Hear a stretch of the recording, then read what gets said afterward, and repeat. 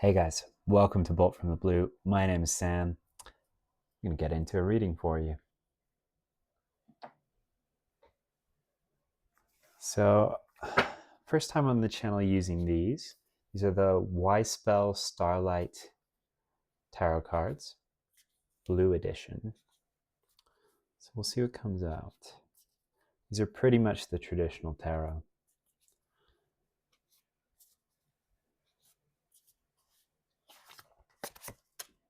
Four of Pentacles. Seven of Wands.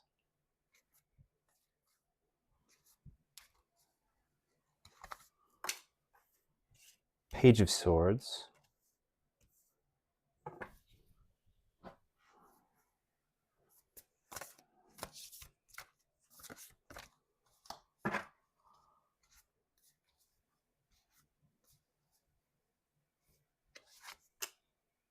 Four of Swords.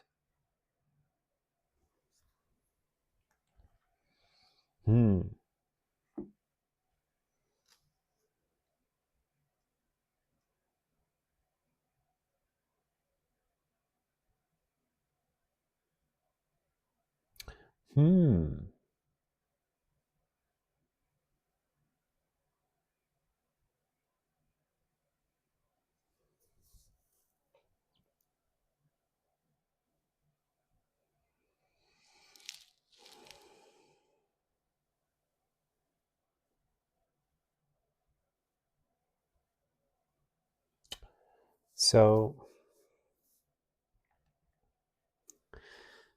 something is putting you in a little bit of a grasping energy, possibly a little bit of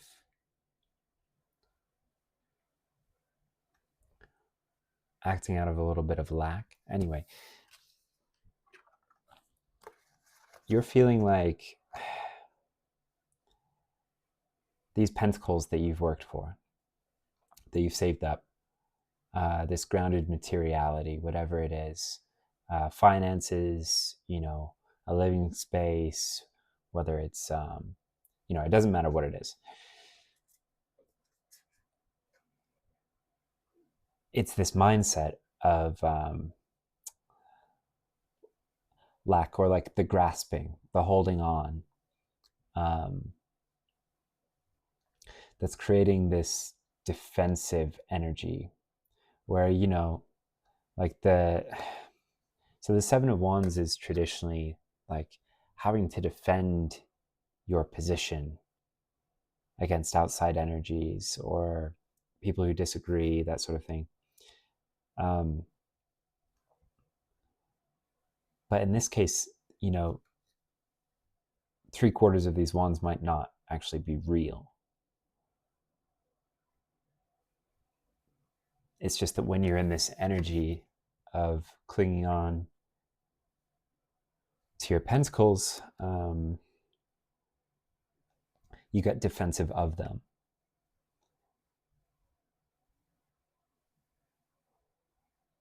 You see everything as a threat to them. When, maybe some of these aren't even trying to poke at you. Wands is like a fiery ideation energy, magic, potential, action. So some of these may be like, what if these hands are offering you the wands instead of poking or prodding at you with them or trying to hit you with them, right? Like, what if these are opportunities rather than affronts or challenges or obstacles? In any case, the advice here, okay, I think usually we might see the Page of Swords here starting to unsheath his sword, like take it out. But I think in this instance, it's more like put your sword away.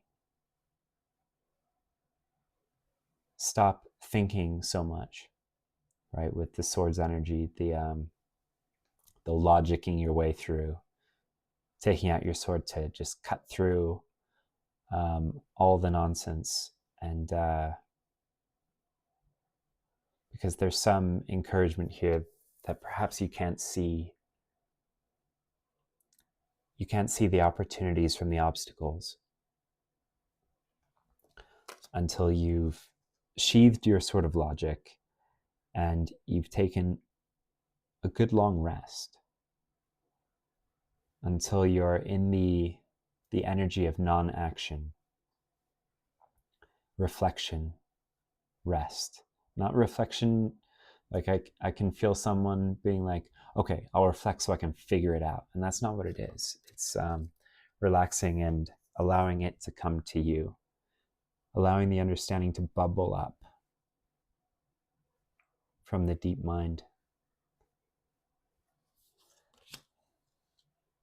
And it doesn't have to be, because the sword's energy is very much about like trying to come up with a plan, an idea, a solution, something that will cut through. And this sort of receptive energy is more about, you might not get this, it's probably not a plan, it's probably a feeling of okayness or an intuitive sense about which of these are obstacles and which are opportunities. Because when you're not in the this reactive state, when you're in this receptive state, you can tell them apart. You can drop this exhausting task of defending and examining and beating away change or incoming energy, when a lot of it may work in your favor. A lot of it.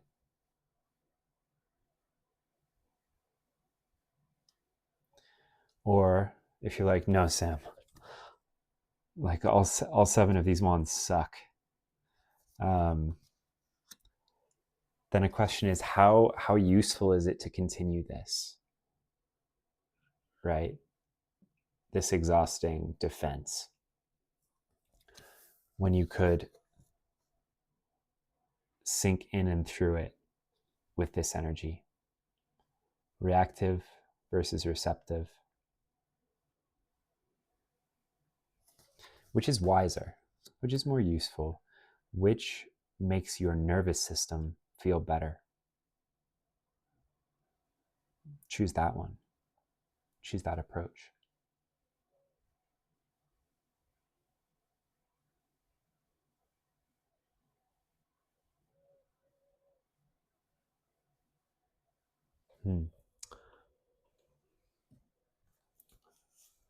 It's feeling like a fairly complete reading, but I'm going to pull out the storybook deck here and see if there might be a story, a situation from a book or a movie from this deck that I made, from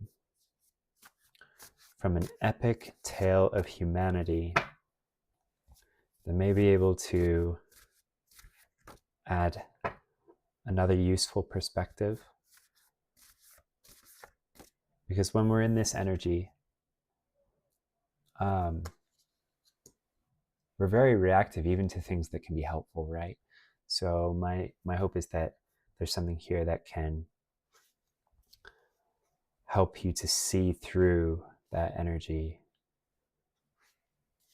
mid-fight, mid-reaction.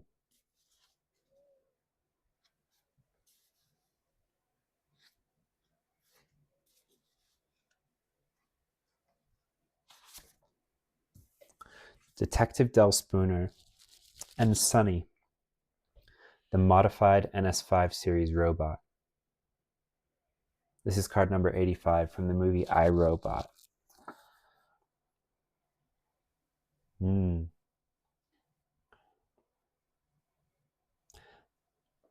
right, guys. I'm going to keep this one very brief and just say, consider working with AI, right? Even if it's like, Sam, I don't know how to get to this state. It can offer you some very useful insights that will help you. And you can just talk it through with the AI until you arrive at something that feels like, yes, that is a useful perspective.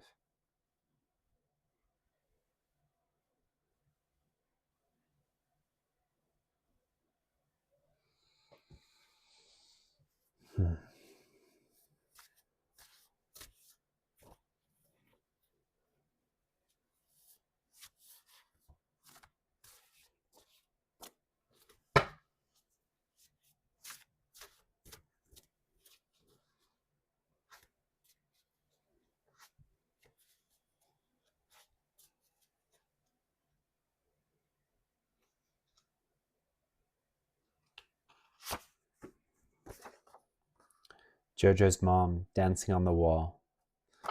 Card number 39. This is from the movie Jojo Rabbit.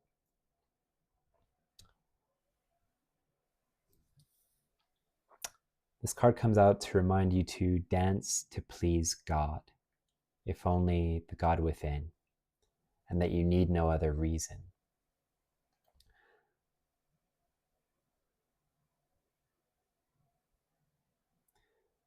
There may be a practice of bodily movement that you enjoy that will aid you in moving from this energy, right, into this energy. This may be yoga for you. This may be actual dancing, right? It's hard to move with the rhythm of a song you enjoy if you're all tense, right, and resistant. It puts you into a flow of receptivity, moving with rather than against a larger rhythm, right? And the celebration of life that comes from that is very, very beautiful. It also will, all of the nervous system stuff, all of the chemical stuff, all of the exercise, always a good call. Yeah, this card comes out to say, put on your red shoes and dance the blues.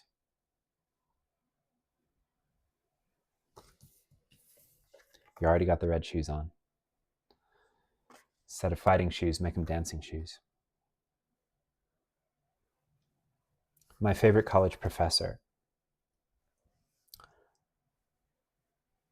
would talk about linguistics and how our language bounds our reality, our conceptions of what is possible. And in the English language, we say things like, he shot down my idea, he, beat back my defense. They're all like combative, argumentative analogies. And a point she used to make was, what if instead of an argument, we saw it as a dance towards the truth? What if our language reflected more of a dance? Like, you step forward, I step back. I step forward, you step back. You do an awesome move, I mirror it back, right? And all of a sudden, it doesn't feel like we're in competition. All of a sudden, it feels like we're on the same team. We're moving with the same larger rhythm. We are two fractals of the same sacred whole. Moving in beautiful unity towards higher realization. Or at least no longer being reactive to the way things are. Moving with them instead.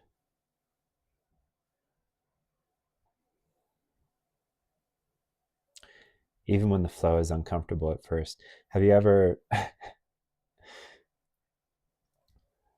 I know that you've been in this energy before where it's like, you weren't joyful, so you danced. You had to dance a little bit first in order to find the joy. Like, maybe you went to an event where there's dancing, but you were nervous, so you felt kind of stiff, right? And you couldn't allow your body to just relax and move. So sometimes before being relaxed, you have to do like a little bit of dancing. Even if you're just like, you're rocking back and forth, even if you're just bobbing your head up and down, right? Even if you're just snapping along, eventually it builds, it builds, it builds, and now you're moving with the energy, right? So it's just about getting going and getting out of that rigid, that energy. Yeah. All right, guys. Thanks for dropping in. Again, this is Bolt from the Blue Tarot. If it's your first time here, stick around. A like and subscribe would be amazing. My name is Sam. I'll see you guys in the next one. Bye.